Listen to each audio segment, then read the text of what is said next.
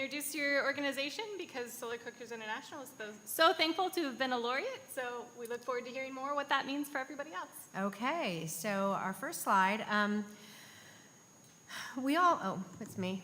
Okay, so the Global Warming Mitigation Project, this is what we do. We discover and deploy and decarbonize climate solutions internationally, for profit and nonprofit. And we all know there are a lot of problems. We all know about the climate disasters, and I am a climate scientist, and we all know that they're going to get worse because as the atmosphere and the oceans are heating up, we're going to have more energy, and it's going to create more issues. The good news is that many investments will be profitable.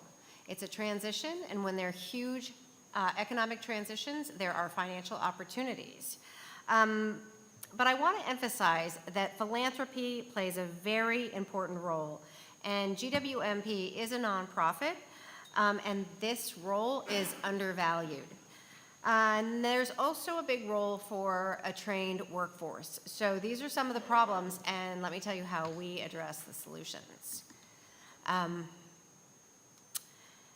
So GWMP has an interconnected program model that has the Keeling Curve Prize, and we have an open application. It's open right now, and you can apply for the prize, and then it goes through our analysts and our judges, and we award the prize annually. To date, we've had 60 laureates. Solar Cookers International is one of those laureates.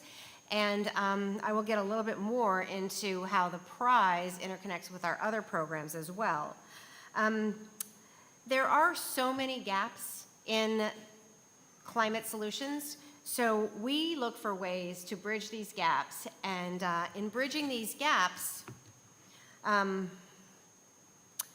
this is what is fundamental to our mission statement and our vision. And we look to have a planet that is sustaining life for all of us as we know it, and not as a dystopic future that is a possibility. None of us would like to see that happen. These are our three programs. The Keeling Curve Prize is the center program. You apply for that and you get involved with the other two programs. The Constellations Fellowship is a career pathway. We provide interns for winners and finalists of the Keeling Curve Prize, and it's both a win-win for the interns as well as the programs that they work for. And then the Climate Impact Conduit is a new online database that actually is designed for philanthropists and investors that are looking for programs and projects in the climate space. And you can look through our database. I'll show you a little bit more about that database a little bit later. This is what we talk about with the interconnectivity. They all support each other. And it's very important in a system that your pieces all support each other. And that's how we think of it with the Keeling Curve Prize and the programs and projects that revolve around it. We've seen amazing impacts. We have 60 laureates to date, and I have given out $1.75 million. Thank you. And we've seen that $1 million have an add-on value of roughly $2 billion, which is an incredible statistic. We also have self-reported data from the laureates on the gigatons that have been reduced, removed, or replaced in the atmosphere. And we are going to do the carbon accounting on that in 2024, but the self-reported data comes out to 3.27 gigatons annually. These are our laureates. It's an amazing group of people, and they are many logos that you might know because they have become quite famous as they succeed throughout the world. We're very proud of the laureate family.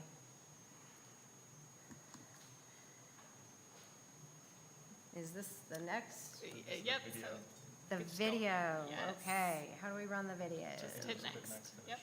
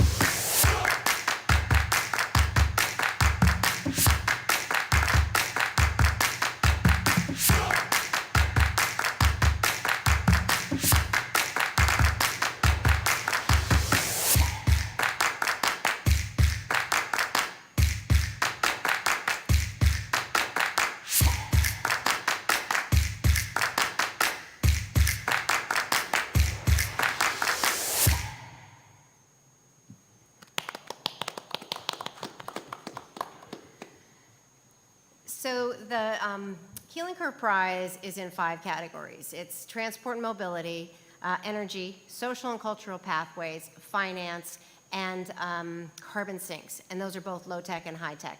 And as you saw in the video, there's examples of all of that. One of our testimonials from Nate Aiden is SBTI. He's in a financial, social, and cultural pathways sector. And our laureates have given us great testimonials. Rebecca Harmon is a Constellations Fellow, and she's talked about the incredible opportunities she's gotten from the Constellation Fellowship. And then Ashwati is a partner that we use in our conduit, our financial pathways programs that we develop with investors, interested investors throughout the world. This is just a quick snapshot of our growth and our journey over the last few years. It's really been a big milestone to get our conduit database online this year, so we're real proud of that, and we will show you a little bit more about that a little bit later. And this is another snapshot of what we want to do in the next 3 years. We want to really grow the opportunities that are surrounding the prize. We want to offer more of these fellowships to more organizations that are in need of the career building. And then there's a lot of opportunity, as we see here at COP, in creating more avenues for money to flow. And so that's a really important part of our next 3 years, is trying to unlock more money and get it into the programs and projects around the world that need it the most, which are really seeing the most impact in their communities. Here's just some of our supporters and partners. And this is my all-female team, which I'm very, very proud of. And we're here to all work together with everyone to build a livable planet. So thank you very much. Wonderful. Jackie, thank you so much for sharing more about that. We are just so thankful for all of the work that you've been doing and really the opportunity to work together, because it just allows us to share the voices of the people who are impacted with solar cooking that much further and impact that many more lives. So we are very appreciative. And you've actually invited a special guest here today. So would you like to introduce one of your judges who's helped make the magic happen? I would love to. I have brought Stefan Nicolo, who is the managing director at Full Cycle. And Stefan has become a good friend as well as a judge for the Keeling Curve Prize. Stefan, tell us about yourself. Okay, thank you. Well, hi everyone. It's great to be here. Very much appreciate the invitation. My name is Stefan Nicolo. I consider myself very lucky because I get to focus on climate as a larger issue and its ancillary components all day, every day through many organizations and hats that I wear. Of course, I'm a judge for the Keeling Curve Prize, and so I remember voting for you guys, and I'm very grateful that you not only won, but that it was catalytic in your growth. That's the point of what we're doing here. Part of how I see the opportunities around me is kind of thinking about, what are the greatest levers of action for us to achieve a low-carbon transition that is effective, that is just, and how does capital play a role in that? So at Full Cycle, we're a fund focused on technology, right? We invest in technology companies, but we also build the infrastructure. And part of the reason we do that is because a lot of times what happens for companies is they may have a core innovation that is catalytic, that is transformational, but getting to the point of building a $100 million thing that represents their technology is really difficult. And so what we do is we find opportunities to partner with those companies and accelerate what that may look like for them. And of course, because we focus on the levers of action, we focus a lot on methane, right? We really kind of center the technologies that have the highest impact on that very important greenhouse gas, and really start to order the field in a way that is not necessarily driven by who or what will be a unicorn, although we like unicorns like everyone else. We center instead their ability to abate the most amount of the harmful greenhouse gases in the shortest time frame possible, right? That's really the game here. And we try and make sure that our model, our methodology, the way we rank and order technology by efficacy is not something that we keep to ourselves, but instead is shared with the market so that other funds who maybe don't have the science-based climate understanding can still replicate a business model that works, right? Because at the end of the day, it's not just that we have diminishing time. is that we have limited resources, and we've got to move trillions of dollars into a low carbon and just future in a very short time frame. So by galvanizing and empowering other organizations to make business decisions about where they allocate capital, that's the most effective way to move trillions of dollars. So that's kind of how Full Cycle sees the world. We have a theory of change. Early in our trajectory, I would say two things. One, we felt more like we were earth science professors than we were investors because we had to bring people up the curve of understanding. Today, I'm really heartened that we are having these conversations in rooms not of climate people, but just of folks who are in business, and yet still they have enough awareness and understanding that we can actually talk about the opportunity to do the work that we know is necessary in mitigating particularly methane. I think the other piece of it is, how do we make sure that we have the capacity to scale everywhere in the world? So, can you invest in technologies that have economics that work as well in New Delhi and Jakarta as they do in Berlin and San Francisco? This is about building out low carbon infrastructure, not just for the mitigation of greenhouse gases, but for the leveling of the field and stabilization of the conditions of people who are, in most cases, least responsible for the warming that we're experiencing in the atmosphere and are yet in harm's way in ways that we've seen and ways that are yet to come.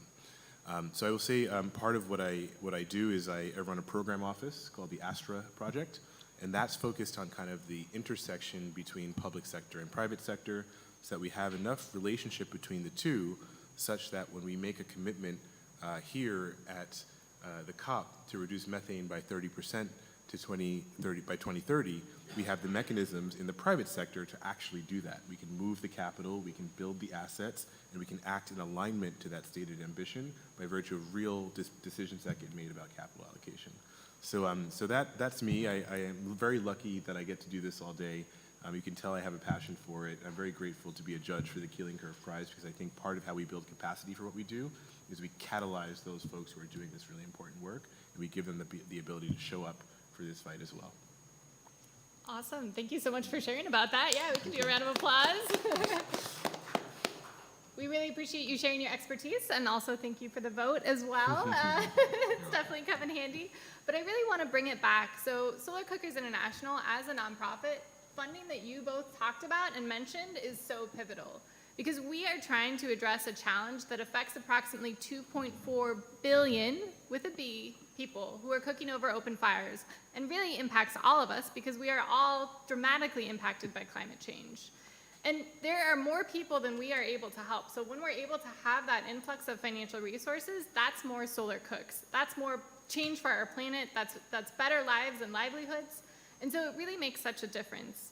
We're actually going to hear more from Keith in a little bit in his conversations with some of these solar cooks that the Keeling Curve Prize has made possible, the impact it's had on their lives. But I just want to emphasize how important and pivotal that is for nonprofits and what an incredible opportunity it is. So, Jackie, you mentioned that applications are actually open right now for the Keeling Curve Prize. So maybe you could share a little bit more about that, if you have any instructions or guidance or what you're looking for. And then afterwards, Stefan, maybe you can share as a judge what you're looking for from those applications so that we have some more successful winners out there. Okay, so yes, the application is open now and it's live. And I think the easiest way for people to go find the application is just to go to GWMP.org, and it just comes up right on our homepage and it says apply here. And we have an amazing new application portal that was just designed this year that is really streamlined and lovely. So hopefully that makes it easy for some people to apply. It seems very intuitive. And then we do take 500 applications. The application period does go till February 12th, or if we get the 500 applications. So I don't want people to wait. I want them to get on it and get their applications in. We don't want to be in a situation where people are like, why did I get shut out? And it's because we do a really good job of reading all the applications and working together on our team to make sure everybody has seen, who's applying for the Keeling Curve Prize. And so that has to take us some time. Yeah. So we don't take more applications than 500. Mm-hmm. Yeah. And We wanted to invite Satya Tripathi up on the stage. Yes? I invited myself. So joining us now is another of the Keeling Curve Prize judges, Satya Tripathi. He's the Secretary General of the Global Alliance for a Sustainable Planet. That's GASP. So Satya, why don't you say a few words about yourself and about the program that you run? Thank you, Jacquelyn. So we are a catalyst.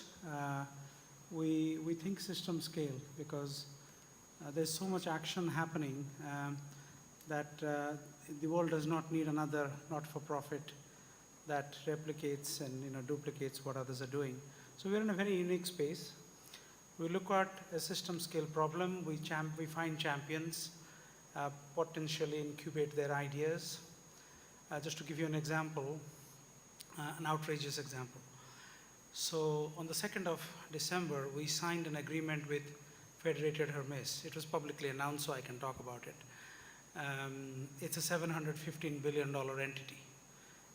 And so and it was launched in the presence of the First Minister of Scotland, who's very keen to support. And his thesis is that Scotland, as small as it is the oil and gas capital of Europe. And so they want to make amends. These are things he said publicly when we were announcing the partnership. So I'm possibly paraphrasing him, but that's what he said.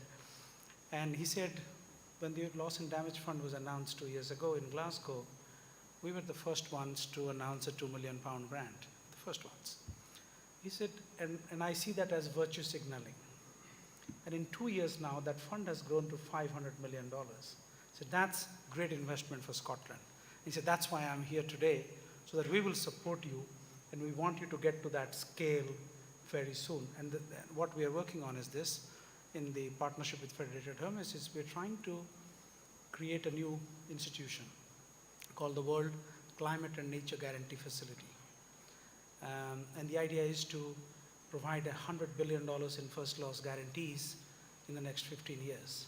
That would unlock $1 trillion in investment in Mother Nature, or what we more popularly call nature-based solutions. Now, this can all be nice talk unless you produce the investments and the deal flows and all. So we said to ourselves that on the day you open the doors of that new institution in 6 months, we will take the legal architecture, the countries, the institutions that will all come together. You need to produce $1 billion investment on day one that you are disbursing that day.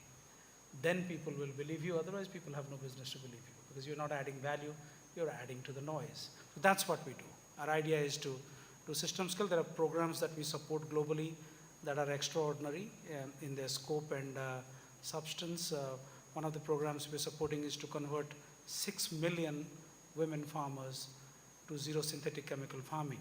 And along that journey, the program has already converted 1 million farmers. It is already the world's largest regenerative agriculture program by a mile. There's nothing like this anywhere. And so that's what we do. And so proud to be a part of the Keeling Curve Prize journey, which chooses extraordinary champions and becomes the wind under their wings, and their sails, and helps them soar. Thank you, Jacquelyn. Thank you so much for being here. Solar Cookers International, yes, please, round of applause.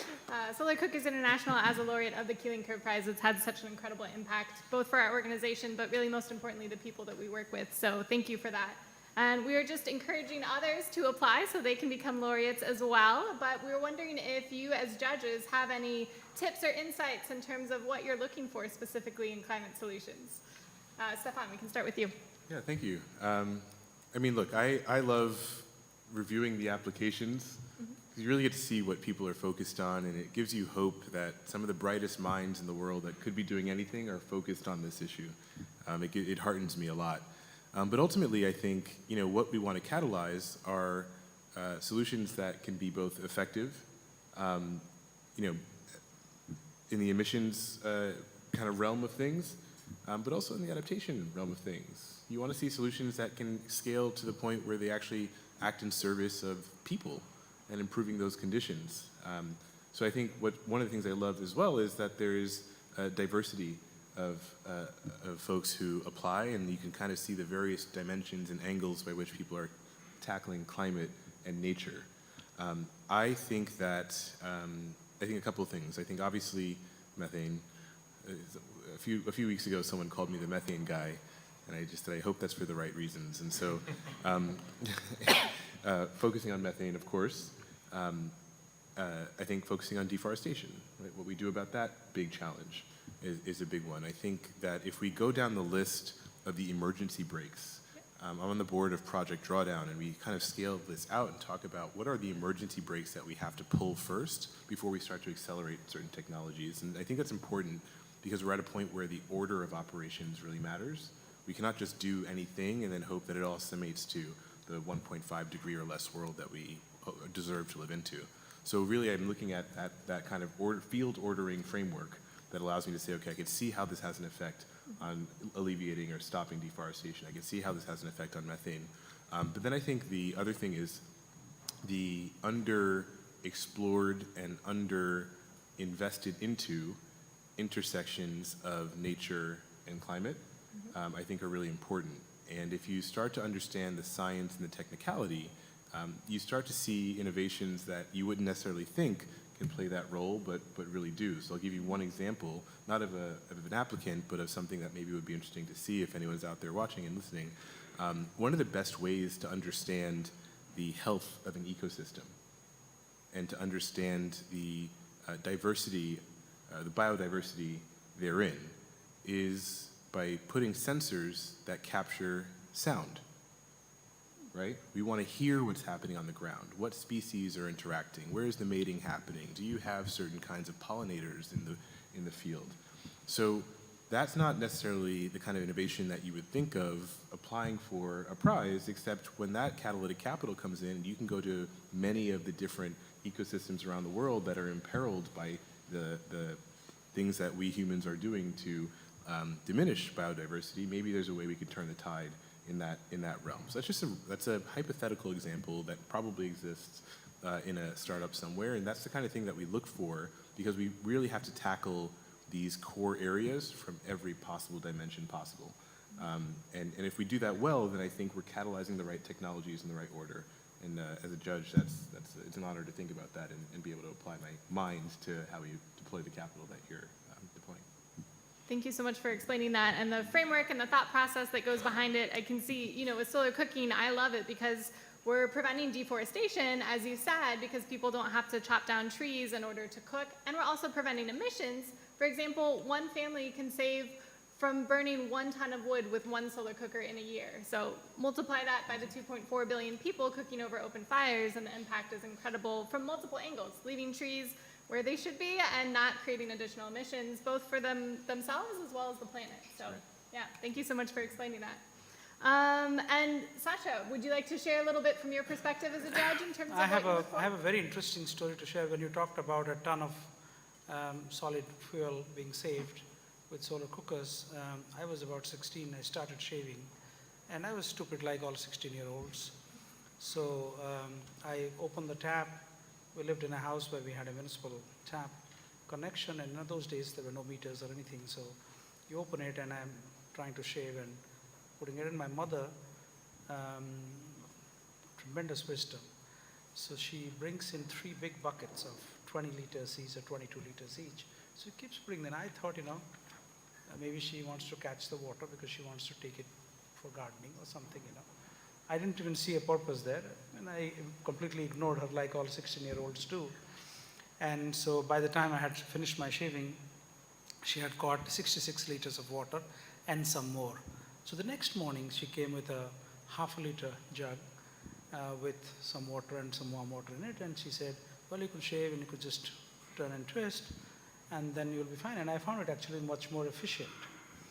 So recently, my daughter, who's studying to be a scientist, she's at Johns Hopkins, so she said, what is it that you've done that you're most proud of as a climate activist, And I told her this story, I said, this is what happened, and and she said, Dad, you've saved 1 million liters of fresh water. And then I added tongue in cheek by not being stupid. So there are lessons for you. And I was telling her, But this is what it is. So, a problem created by 8 billion people is not going to be solved by a few governments and few companies. It is this that is important to keep on top of our minds. If you look at the app, that helps you drive through a toll plaza without having to stop, just because you have an app that pays for itself, how many billions of liters of gasoline we have saved? Incredible. So technological innovations that might just look like an app or just look like a software actually have the potential to bring about the kind of climate action that we desperately need. And that's where, when we look at the applicants and the shortlisted finalists and all, that's what stands out, both in terms of their ambition, imagination, and passion. And of course, the potential to scale. Because that's what we need at this time. It's a very depressing time. If you look at the science, for those of us that have been doing this, I used to be the head of the Global Environment Management Group of the UN.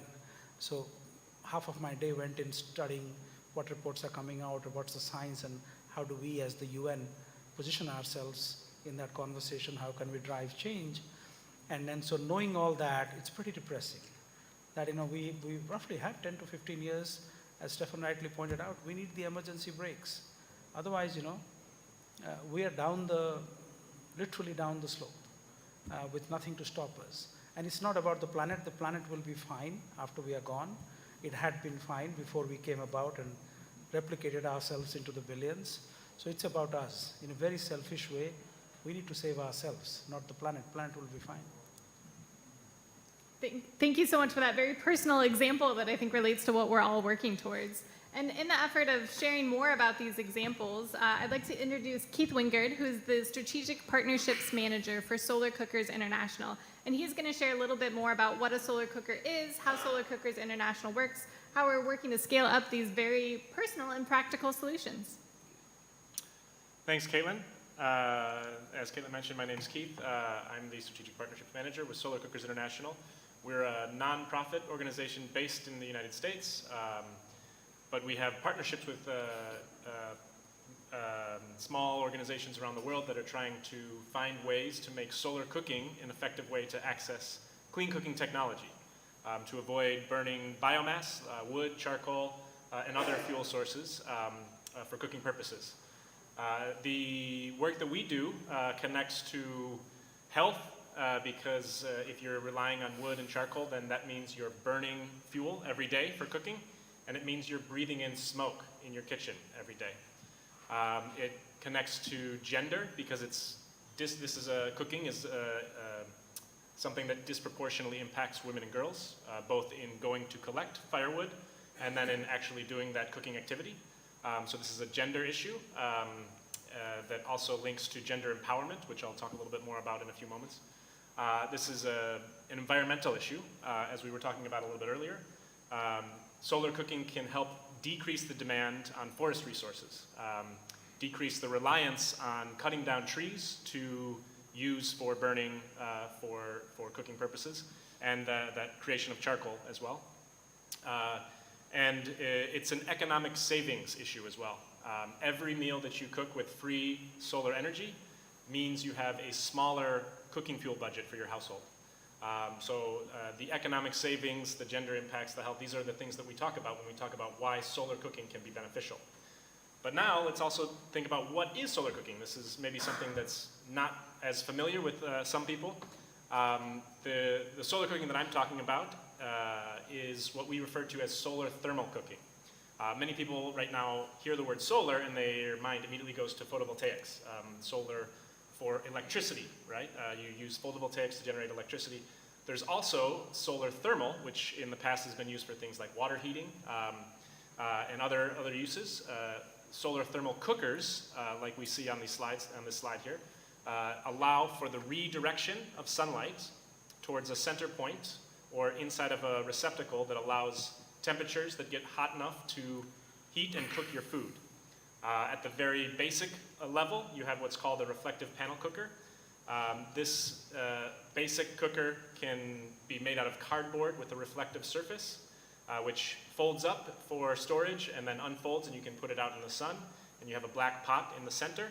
The sunlight redirects towards the black pot. The black pot absorbs that sunlight and creates heat that allows for that cooking to take place. Solar Cookers International had an exhibit booth the first few days of COP, and we had direct sunlight at our exhibit booth. So for the first time this year at COP28, we had a chance to do some solar cooking in the blue zone at COP. We just had some vegetables that we chopped up, some potatoes, green peppers, onions, that kind of thing. Put it in our pot, put it out in the sun for a few hours, and allowed that sunlight to cook some food that we later enjoyed. The center version of a solar cooker that you can see is called a box oven. So again, there's a mirror on the box oven that unfolds and redirects that sunlight into the box, and then inside that box you have your food, your pot, whatever receptacle you have for cooking, and you can cook your food. The first two examples are what are often referred to as passive cooking technologies. You can leave these technologies out in the sun while you go do your other activities. So there's a component of time saving as well. We were speaking with someone a few days ago. One of the other gender components that comes into play here is the unpaid household work that women are often responsible for. And so by putting your food in the box oven and going to do other things, that decreases that burden of unpaid household activities or chores. And then the third example is what's called a parabolic reflector. Parabolic reflectors concentrate sunlight to a central point. So if you can see in the picture, there's a pot in there. It's hard to see because it's very bright, but that high concentration of sunlight can create much higher temperatures. So a parabolic reflector can get to temperatures that are hot enough to fry food. So if you're making a stir fry, and that is what would be called active cooking. You need to be actively stirring your food so it doesn't burn because the temperatures are much higher. The first two are more akin to what we would refer to as like slow cooking. So it takes a little bit of time for the temperatures to heat up.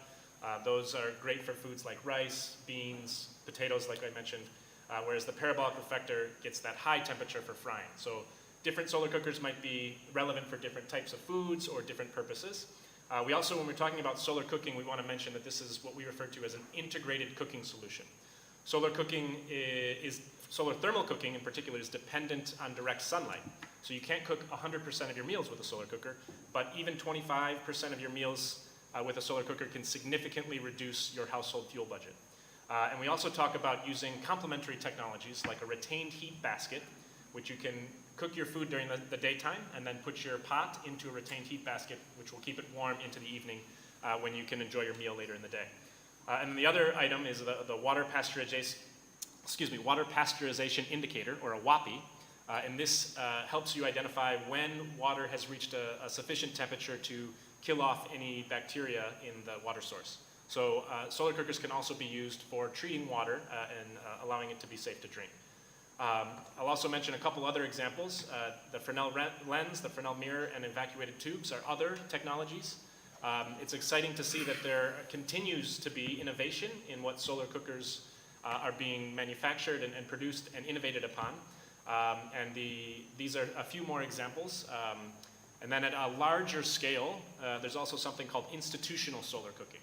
So this is something that's being done in particular in South Asia, in India and Nepal, for example, where there are large systems often placed on rooftops that allow for that direct sunlight to create steam to cook indoors at the kitchen below at a larger scale. And one example that we've heard about is an ashram in India where they're cooking 40,000 meals per day for the faithful that come and visit. I've been there actually. Okay, yeah, Satya's been there, which maybe he can tell us a little bit more about it. But I'll skip ahead real quick. Coming back to Solar Cookers International, our mission is to improve human health, economic well-being, women's empowerment, and the environment by doing everything we can to promote solar cooking in places where it's appropriate around the world. It's in some ways a little fortuitous. Many of the places around the world that still rely on wood and charcoal and other biomass for cooking happen to be the places that have the most reliable sunlight. So that means solar cooking is a particularly effective option for places in Africa, South Asia, Southeast Asia, where you have an abundance of sunshine. And we need to find ways that we can start taking advantage of that sunlight for cooking purposes. We have hundreds of collaborators in over 135 countries, and we have been leading the solar cooking sector since 1987. So last thing before we move on, how do we operate as an organization? So we look at a couple specific things in particular. We do advocacy at events like COP28 here today. Our team has been here for the last week and a half, finding ways to talk about solar cooking. We had the solar cooking exhibit early on, which was an example for people to come see what solar cooking looks like. And we've been talking to government representatives to see if there's opportunities for governments to put in place supportive policies that allow for solar cooking to really take off. We also do research. My colleague Alan will talk a little bit more about research but that's something that we do to help allow for stove testing of solar cook stoves to determine the efficacy of those solar cookers, which is important for people that are interested in purchasing one, or for project designers who are looking to see what kind of solar cooking power they can expect from a particular device. And then we do capacity building. So we work directly with local implementing partners in places like Kenya, where we have a program at the Kakuma refugee camp, and in Nepal, where we have a program with a partner there as well. So those are the different types of ways that we try to create an ecosystem that allows for solar cooking to take hold and scale up. And some of that looks like paving the ground for private businesses to manufacture solar cookers. Sometimes that looks like using a pilot to establish that solar cooking can work in a particular location. So that's just a little bit about what Solar Cookers International does. But I will pass it back to Caitlyn to continue our panel discussion. Yeah, thank you so much, Keith, for giving that overview of solar cooking. And I know that you were recently in Kenya, actually, for Africa Climate Week, and you also had a chance to visit Kakuma refugee camp, where we've had the honor of working with many refugees and sharing solar cooking with them. So I'm hoping you can share a little bit about your impressions and insights from that, and any words or such from the people who you spoke with. Yeah, great. Yeah, okay. I'll keep going. We'll come back to this one. I'll talk a little bit more about Kenya in particular. So as Caitlyn mentioned, I was in Kenya in September, it was a great opportunity to see the impact that solar cooking is actually having on those that have traditionally been relying on wood and biomass for cooking. One of the reasons I went was for Africa Climate Week, and it was really interesting and a great opportunity to network and talk to government representatives and other nonprofit civil society organizations in that part of the world. But it was also a great opportunity to go talk to solar cooker users. And so we did a few conversations with our partners there. And what we were hearing is that time savings component was really important for the families, and the fuel savings as well. One of the common things that was mentioned is before families or women were purchasing a sack of charcoal about once a week, and now that's once every 2 or 3 weeks. So decreasing by 50% sometimes, or even more, the amount of charcoal that is being used for cooking is the type of real impact that allows for significant economic savings. Some of the research that we've been doing in our surveys with our implementing partners has shown that on average, families are saving about $70 per year on fuel costs alone. So that economic impact is often the first thing that gets mentioned, because it's going straight to the pocket, it's going straight to that household fuel budget. But we also heard about the decrease in smoke in kitchens, and how that was allowing for women and children to not have as many respiratory illnesses. And eye illnesses as well is another common illness that comes from smoky kitchens. We also heard about gender-based violence. Technically, in Kenya, there was legislation passed that made it illegal to collect firewood because of the deforestation and forest degradation issue. However, if you don't have enough money to purchase firewood, that means you still need to cook your food, that means you're going to try to go out and find whatever wood or fuel that you can in order to cook food for your children or your family. What has at times happened is that this has led to conflict between the local Turkana population in northern Kenya and the refugee population, to the point where there were examples of gender-based violence and significant injuries, and from what I was told, there was even a case where someone was killed because they were collecting firewood and there was a conflict that ensued.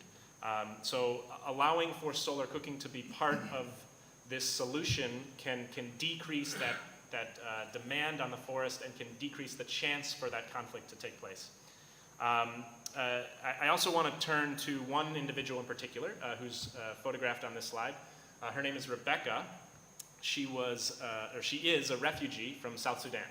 She fled a conflict situation in South Sudan about 10 or 15 years ago, and she came to northern Kenya to try to establish a new life. She has been cooking with charcoal or wood for the majority of her time in northern Kenya, but she recently was part of the round of box ovens distributed by Solar Cookers International and our local implementing partners. And she found that it was so useful for her that she very enthusiastically volunteered to become a trainer for the next cycle. So the following year, we had a new batch of box ovens that were ordered and manufactured locally in Kenya. Whenever possible, we're looking to find ways to make sure that manufacturing happens in country to reduce the cost of the device and to allow for livelihoods to also take hold.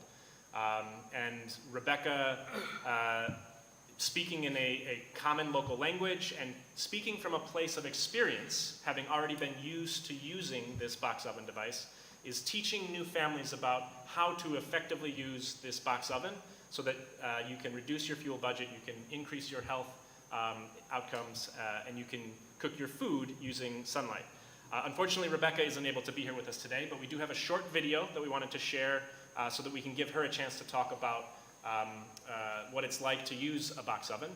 She'll be speaking in her native language, but there is a kind of a summary text next to it. So I'll go ahead and play that video. Imeiva? Imeiva sana. Umejaribu? Nimejaribu. Hii jiko ni kufurahisha. Nimefurahi sana kwa hii jiko. Sasa mimi sina shida. Hii jiko ilikuwa niko na roho mbili. Kwa sikuamini ati jiko itapika. Tangu nitoa hiyo jiko nilete huko, nilikuwa nashamusha naye maji tu nikula, siwezi amini ati atapika. Ndio hii kideri imeiva na umechukua 3 hours and a half. Ndio kideri ndio imeiva. Kwanza imeiva smart sana. Nimefurahi sana kwa hii jiko. Very good. Naye amereduce jukumu yangu. Utafuta makaa, kuni kwanza. Stress imereduce. Amen. That's good. Sasa mimi nikitaka kupika natumia hii jiko. Hivyo tu. Naomba Mungu mvua ije. Aha. Good. Hii jiko nataka nini? Hata ndiye unakula.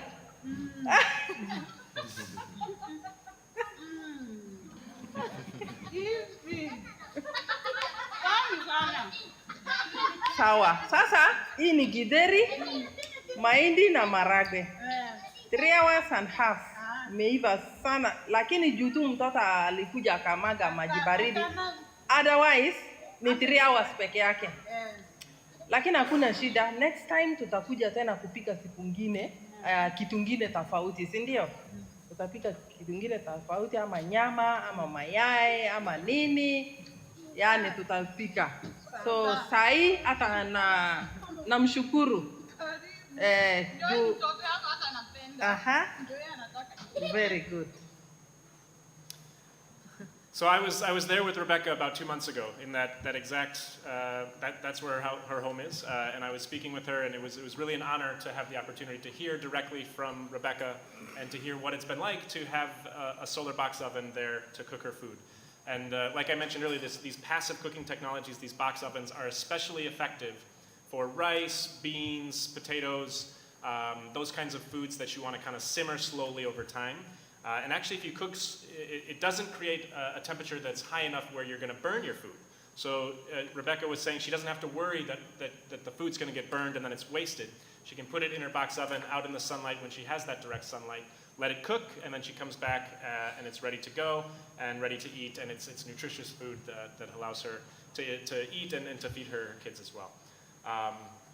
So that's just one small example. Here's a few pictures of what that looks like in practice, though. We didn't want to talk about cooking and talk about food and not give you a chance to see the finished product. So these are all things that have been cooked by refugee families peas, rice, beans, potatoes, rice and beans at the Kakuma refugee camp.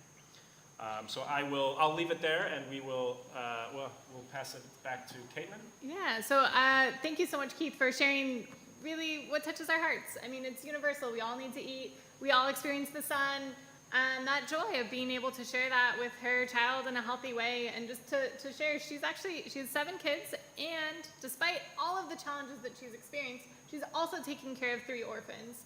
And if you can see, she also has a disability.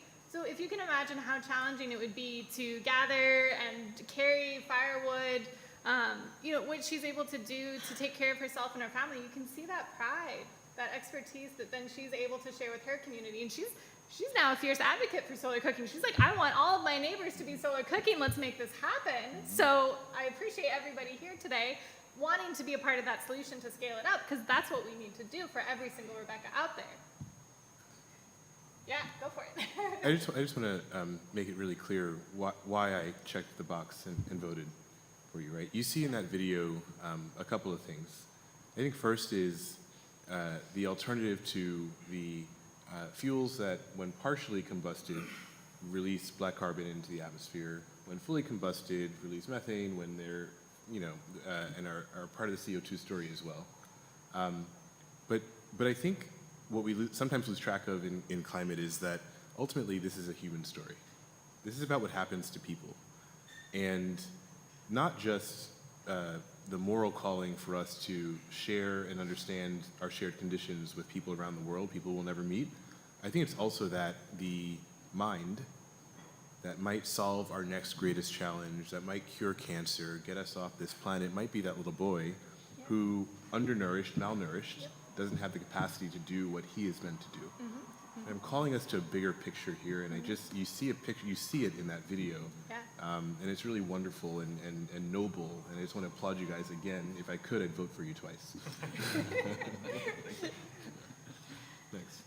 We appreciate that. Yeah, that's exactly why we're doing it, right? Because, I mean, and smoke, too, it can have cognitive impacts. And, pregnant women, if they're experiencing smoke, it's already impacting the next generation. So it's now and forever unless we make it a better way. So, yeah. Can I add something Yeah, too, Caitlyn? please. So one of the things that Stefan and I have also talked about too is that people say all the time, they're just like, what are we going to do if we can't get like oil and gas into Africa? And this is a perfect example of you can cook without methane going into the infrastructure of Africa. And this is just true proof that we can believe in a future, that we can get beyond the ability of like fossil fuels polluting our planet.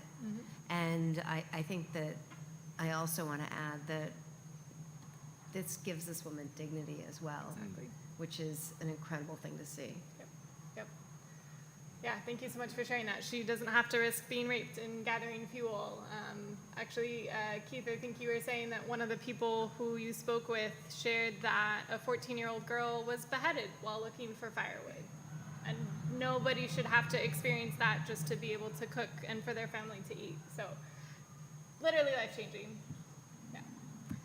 So Alan, I'd like to introduce Dr. Alan Bigelow, who is the Program and Science Director of Solar Cookers International, who's also been to Kenya. So if you have any impressions that you want to share, having been to Kakuma Refugee Camp, please do, as well as Keith mentioned the household economic impacts, but it's also incredible on a country level. So if you'd like to say anything about that.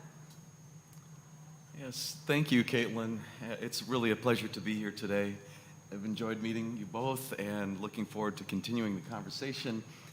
One thing that I really like about that video we just watched was to hear Rebecca say, "Tamu sana," which means it tastes really good. So it's her own voice acknowledging that the food that's being cooked with a solar cooker is delicious. And I just love that every time I hear that. So thank you, Keith, for telling the story from Kakuma. And when we look at the economic benefits, that's just one facet of this picture of how solar cookers are changing people's lives.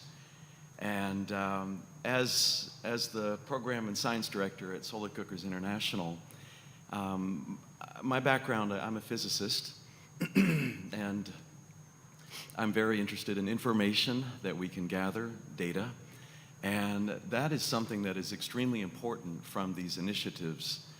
An initiative like this one at Kakuma Refugee Camp is ideal for Solar Cookers International to acquire information from the users. In fact, the information gathering is part of the deal that we have with the participants in the initiative. Given that this community is not legally allowed to work for income, it's difficult for us to sell a solar cooker for money. However, we want some kind of contribution so that there's an appreciation level for that object. Otherwise, in the development space, meaning those who are bringing technologies to areas where they're needed, if the objects are gifts, or en français, si c'est un cadeau, it might not go very well. Ça ne va pas aller très bien. So in this case, we have the refugee participants that we work with in this instance, giving their time for training sessions, giving permission for the enumerators, meaning the monitoring and evaluation team, to come into their compounds, their homes, to talk to them, for allowing their own cookware to be used in this new cooking device, and also to allow the exterior of their cooking pots to be painted black so that they're more effective at absorbing sunlight and converting the energy of light to thermal energy, heat. And then finally, this information exchange will give us results like one that Keith mentioned earlier, that a refugee family, a single family, may save about $70 US a year. That is an extremely important amount of money for a refugee family, especially if they're not working. Now, on top of that, these refugee families are often saving food, because another pathway for a refugee at Kakuma Refugee Camp to access cooking fuel is to barter some of their food rations for fuel. And so there are a number of factors here at play, but if we, again, just look at the economics of this, $70 per family is an extraordinary difference, but countrywide, one thing that Solar Cookers International has done is to create some impact summaries, or economic impact summaries. And on the slide here that you can see, this is the page for Kenya. Countrywide, we look at the number of people in Kenya who would be cooking with polluting fuels on a regular basis. If those people could cook 1/4 of their meals with the solar cooker and reduce the amount of smoke that's emitted, what kind of impacts would they have? And on this sheet, it shows how much emission reduction there would be. But at the bottom line, for a country like Kenya, on an annual basis, when you factor in the environmental and health costs saved, meaning reduced, it's on the order of $2 billion US.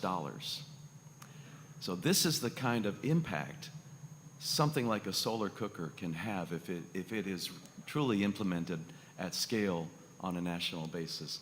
So thank you, Caitlyn, for asking about that. And we have these impact sheets on our website at Solar Cookers International's website, solarcookers.org. So please visit the site and you can see impact sheets for all the countries that we have where solar cooking is happening. Thank you, Alan. And just to add on that, one of the things that Solar Cookers International does is we work to share this information to empower everybody that we work with. We also manage the world's largest online database of solar cooking information, solarcooking.org, where you can actually go search for your country by name, see who else is solar cooking. There's lots of open source design plans. So it really is the people's solution. You were talking about, the infrastructure needed for, some of these bigger discussions, but all of us can start solar cooking today. You can all make a solar cooker with probably what you have in your kitchen right now. So it's a solution that all of us can be a part of. And I want to draw a parallel between creating databases to share information and aggregate these solutions, because this is something that the Keeling Curve Prize and the Global Warming Mitigation Project has done on a larger scale as well. So we're going to do a little experiment. Bear with us. Have a little patience and some innovation. We're going to try getting a little tour from Jackie of that. So we're going to switch seats. Okay, this is a big deal because we got our entire applicant database uploaded online on a really innovative platform called the Climate Impact Conduit. And we're gonna show you we're gonna show it to you and see how it works. This is the, as far as I know, largest climate solutions database that anyone has anywhere. And it has 1,162 projects on it. And I think, oh, do you want to switch? Yeah, let me Yep. switch with Caitlyn so I can walk us through. So we just launched this in September, and this has climate solutions from all over the world. You can search by the type of organization, what category they applied for in the Keeling Curve Prize, the size of the company, the location. We have regional locations around the world, whether they were a winner or a finalist, and there are several category themes that you can look for. So if you are looking for, let's say, cooking solutions, and you want to also look in Southern Africa, then you just apply all. Doesn't look like we have any in there. I should have probably checked this out first. Let's see about agriculture. Oh, that's cooling.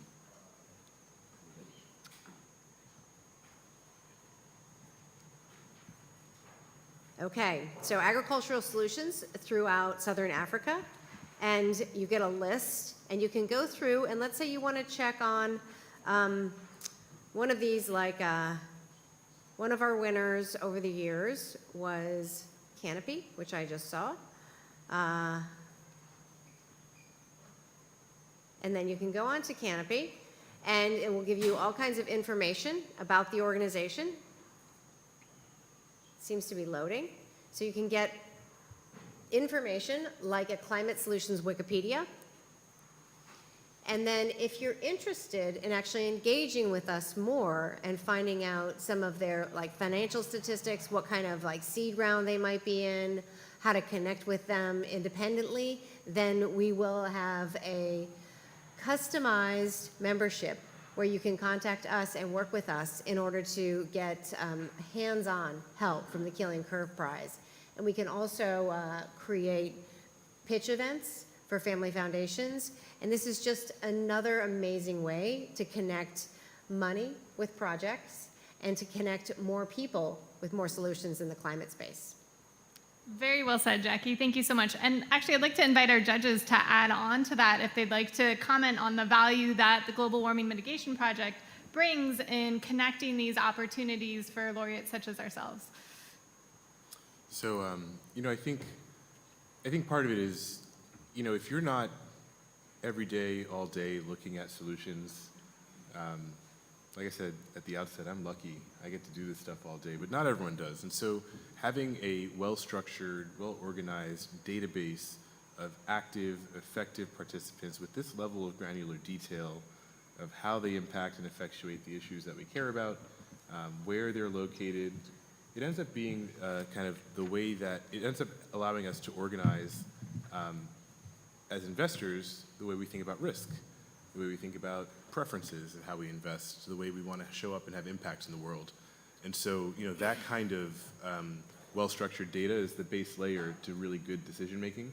And like I said earlier, the order of operations of what we tackle first, second, and third really matters. And so if we don't have well-organized data and it's just a scattered field, we might end up with the best EV charging infrastructure in a world totally on fire, right, where people are suffering.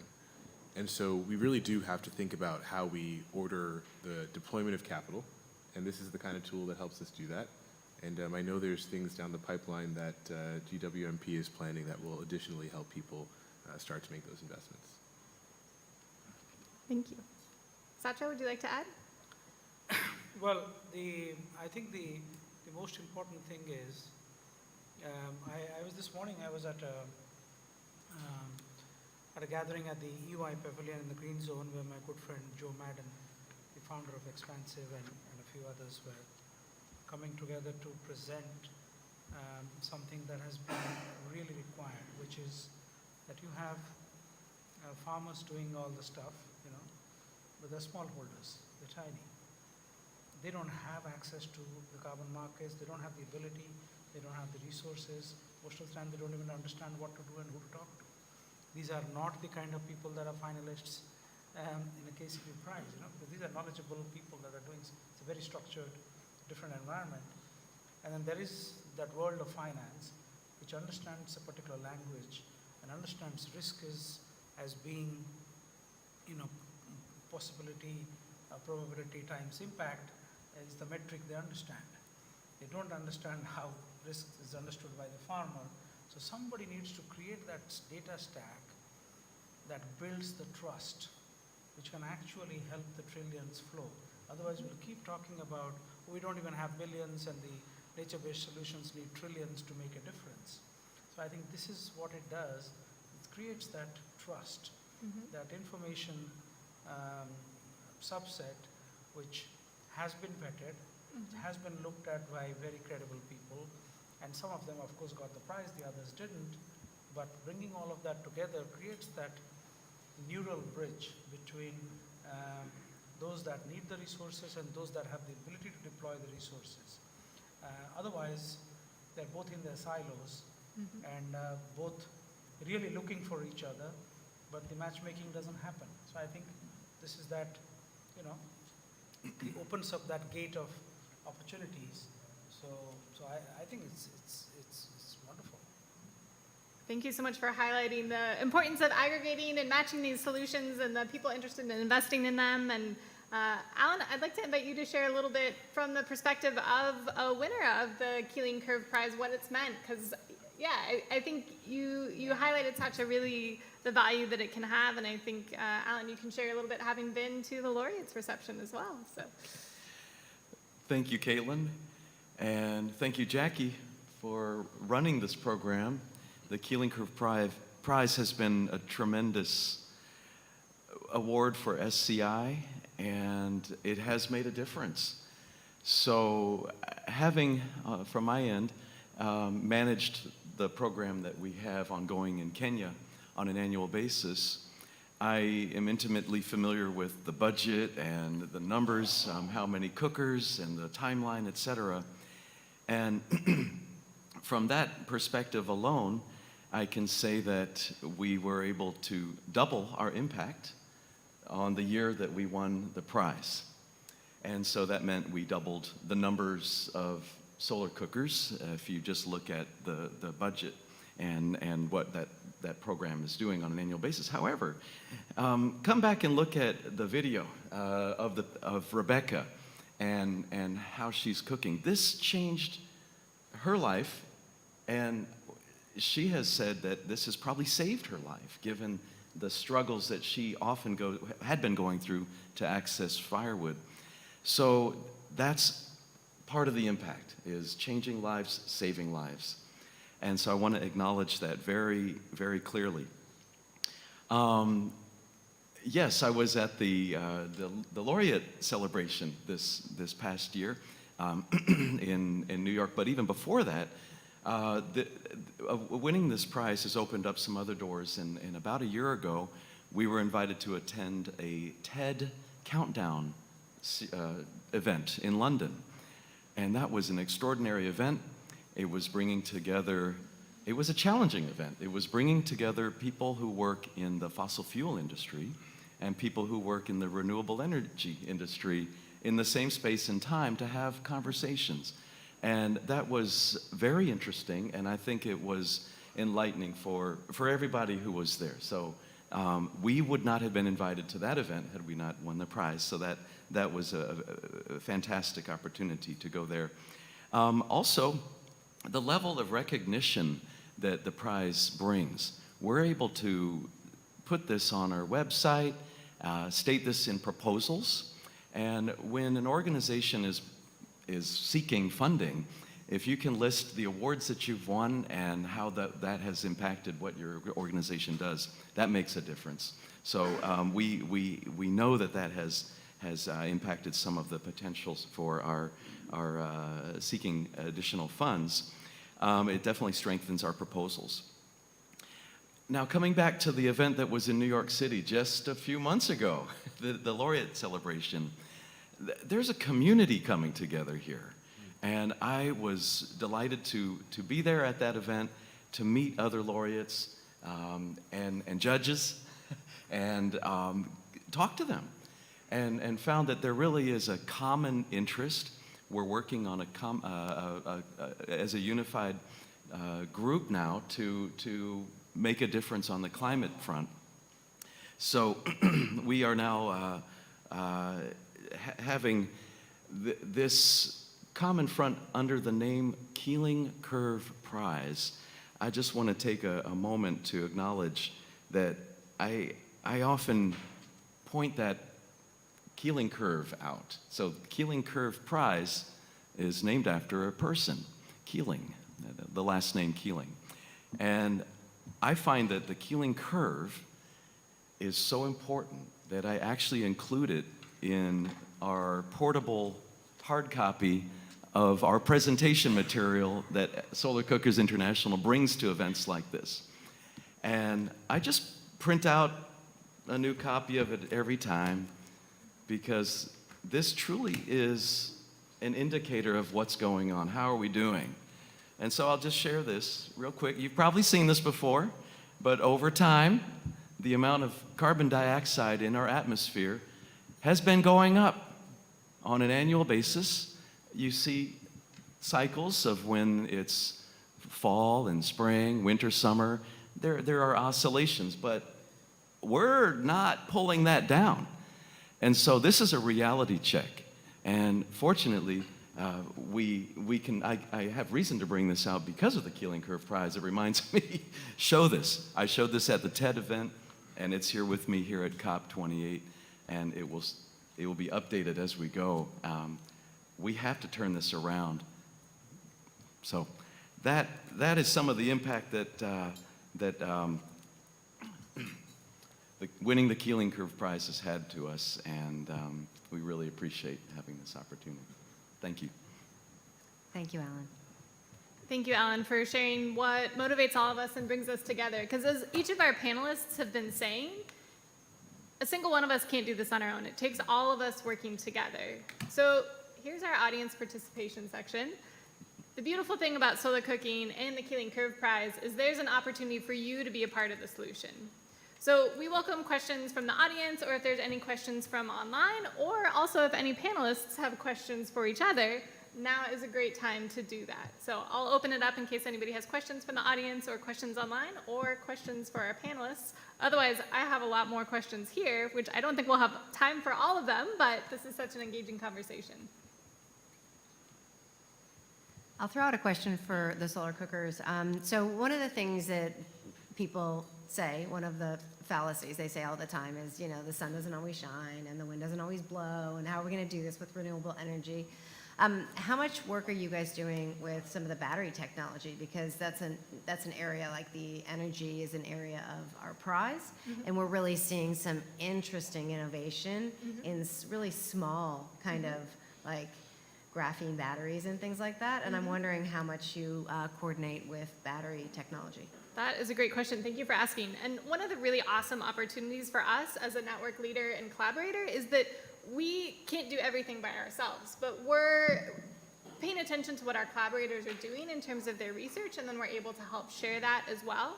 And we also play a really important role in terms of testing. So Alan, as our program and science director, you can share a little bit more about the important role SCI plays in terms of testing solar cookers. Okay, thank you. Thank you, Caitlyn. But I think I should address the battery question as well. But I can start at a small level. which is something that Keith mentioned earlier as some of the complementary technologies. Batteries store energy, and they can store thermal energy. So the simple heat retention basket is one of those batteries, basically. After the food has been cooking for a while, and maybe you don't want to eat until late in the evening after the sun has gone down, you can take your food out of your solar cooker and put it into a heat retention basket and still have a very warm meal late in the evening. The first time I really appreciated that personally was in 2013 when I was on what was called a solar cooking trek, a solar trek in Nepal. And during that time, 24 trekkers were at high altitude trekking for 9 days, and all of the meals were prepared using portable solar cookers. And in the evening, we had, after dark, when it was really cold outside, we had warm meals because they were cooked during the day and then put into the heat retention basket to stay warm until the evening. So this is a technology that's really an appropriate technology for heat retention that can be produced at the local level. Women's groups are awesome at doing that, and so we do try to encourage that to happen as a complementary technology. At our testing program, I'll just reiterate, I don't know if this has been said yet, so this may be the first time I'm saying it today. Solar Cookers International used to be a manufacturer of solar cookers, but has stopped because the solar cooker that SCI produced, we have a model over there. It's the Cook It, and so a very simple solar cooker. That cooker has taken off to have a life of its own as an open source model. So we have the design plans on our website, and people can make them. So there was some strategy in that decision to no longer be a manufacturer. And what I mean by that is that about 7 years ago, a gap in the solar cooking sector was identified, and that was that there was no internationally agreed upon standard on how to test a solar cooker. There were various ideas, but there was no single international standard.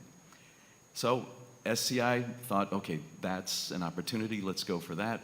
And right at about that time, the International Organization for Standardizations, ISO, had launched an initiative for producing international standards for testing clean cook stoves.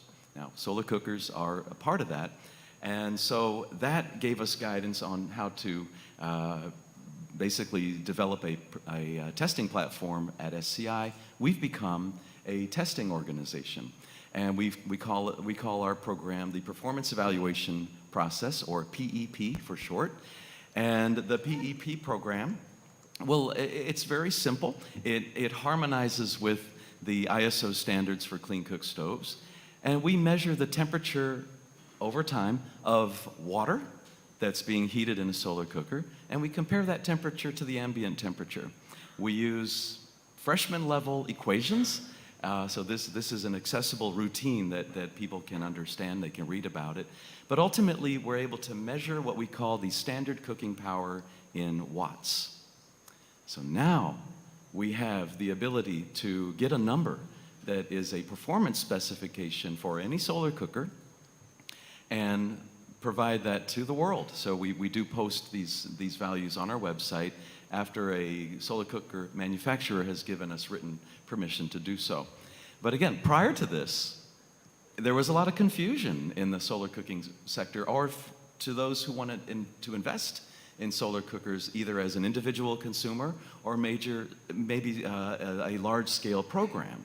So this has been extremely important now that we have accountability in our sector, credibility for what a solar cooker can do. So this is now available.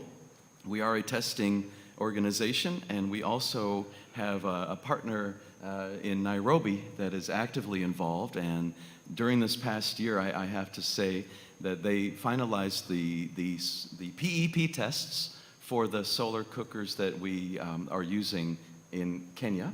So this is also part of the Keeling Curve involved initiative that we were able to double the impact of.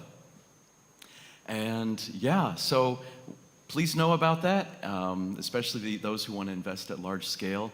we have heard here at this COP and at previous COPs that this is critical to advancing and scaling solar cookers worldwide.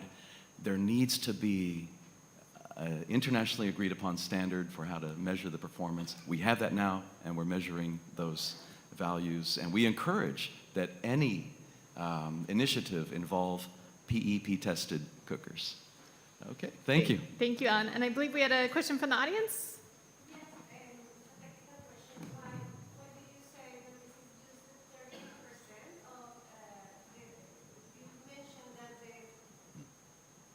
Thank you.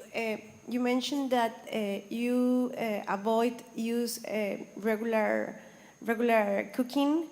You said the theory. I mean, it's possible to use the 30%, something like that. Why not 100% of?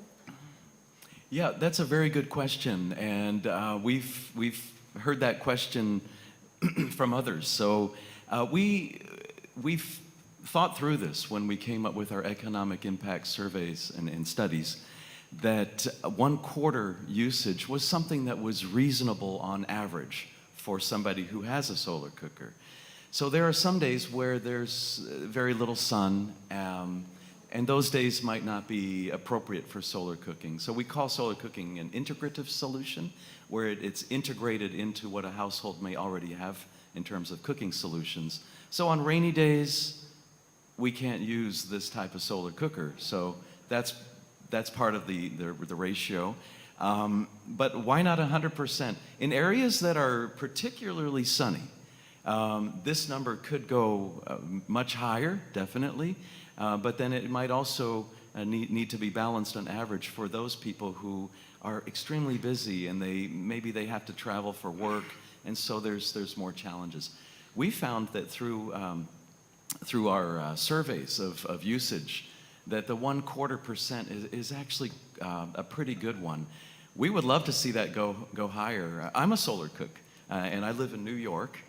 I work at home, and so it's convenient for me to solar cook on every sunny day, and I do. I love solar cooking. So when it's sunny, I do that. And when I do that, I wanted to connect with something that you said about methane. I don't use my gas stove. So even in the United States or in other countries where maybe gas would be the preferred usage for cooking, that can be reduced with the usage of a solar cooker, and that's something that's extremely important. So we're championing to solar cook as often as you can on sunny days. Thank you. Thank you. Thank you. And we will be available after the event to answer more questions, and as well, we encourage you to sign up for more information because we're all about empowering folks with more information. So we do invite you to continue the conversation after the session as well.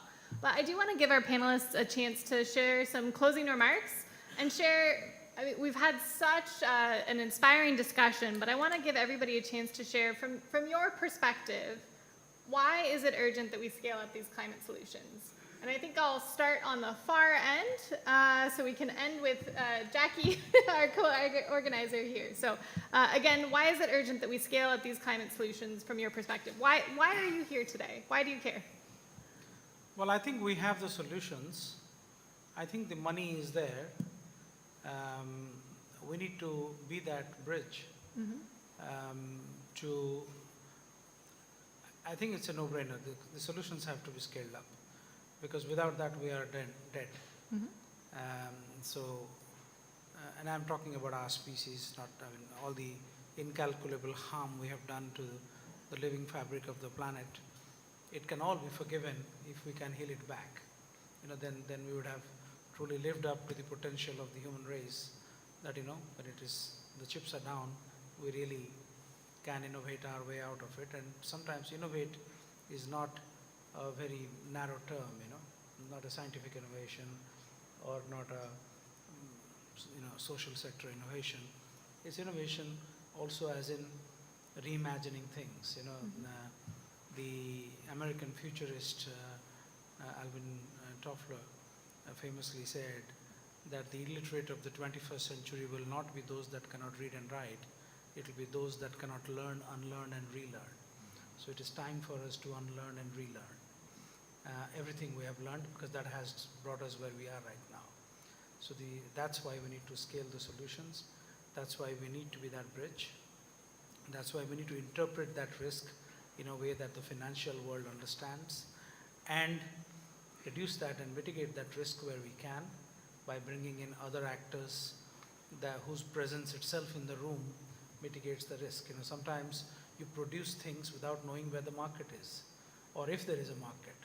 But if you have an offtake agreement already signed, if you can negotiate that and bring in those people, it could be, I was just sitting here thinking, maybe you're already doing it, but the UN Office for Project Services, it procures things, it's the central hub for procurement. So when you have a refugee camp, getting them that source of fuel that will help cook is an extraordinary effort, because it's either a war zone or a natural disaster zone.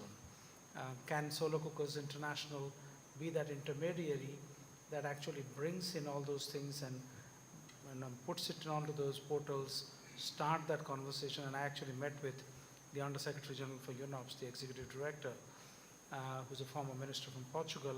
I was touched. We spent about an hour together discussing how to collaborate. He's an extraordinary human being. He'll just grab it with both hands, George Moreira da Silva. So, so there are these opportunities. Sometimes just identifying these opportunities and being that connector and stepping in. Because sometimes, companies produce things, they just don't have any idea. Yes, they have salespeople and all, but some of these fundamentally important opportunities might not even be on their radar because it's perhaps too big, too far, and so you already are playing that role. So that's the kind of, so that is exactly why we should scale, and it's not a lot of effort, and I say this from personal experience. We've been doing it for a while. Sometimes just getting people across the table, actually. It's that simple as that. Thank you. Thank you very much. And we've got about 2 minutes per person, so go for it.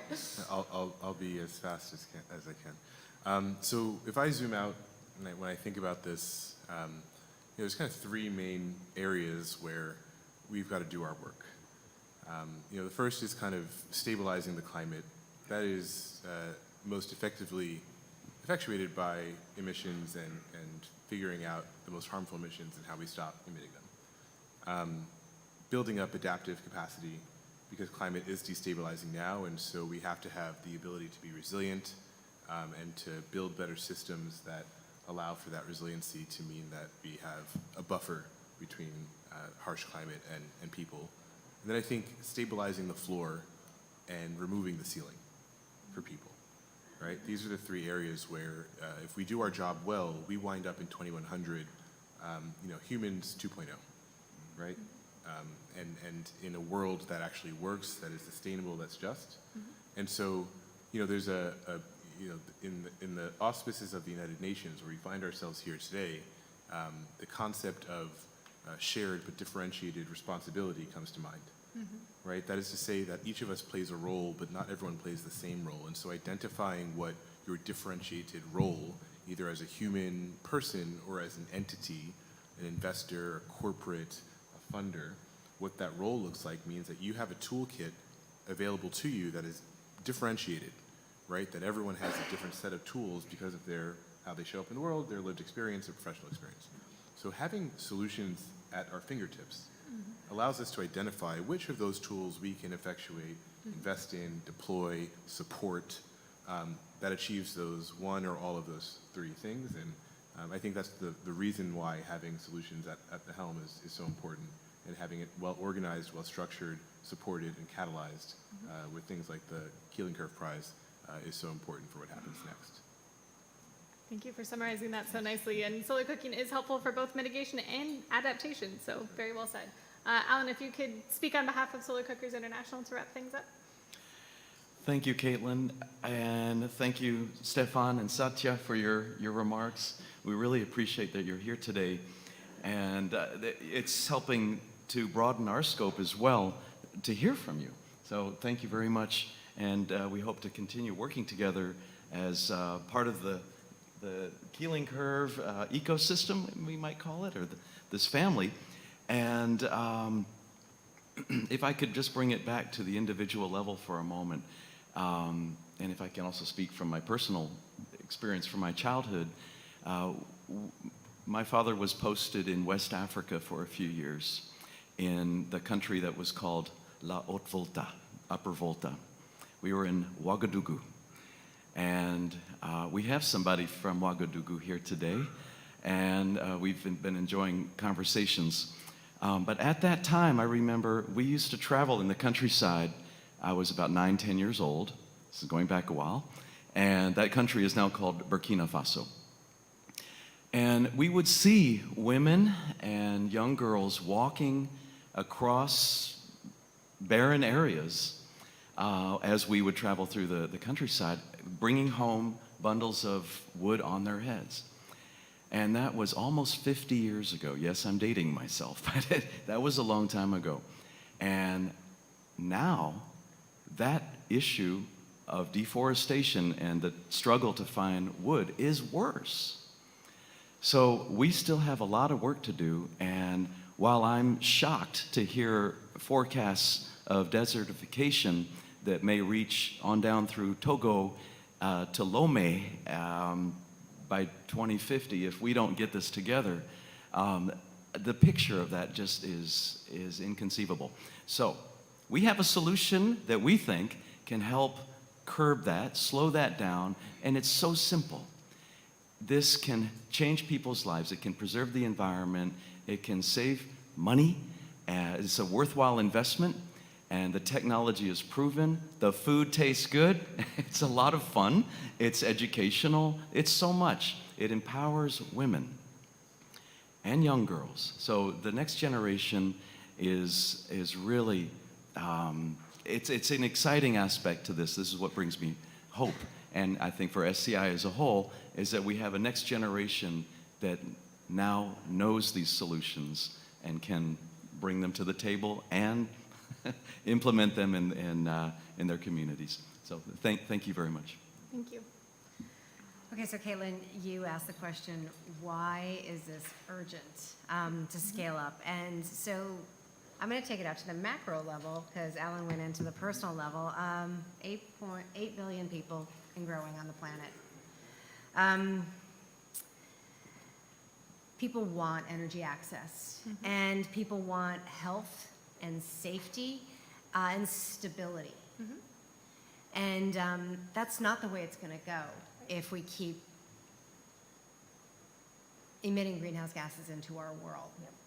Things will perish, and oceans will die, and it's a time to choose.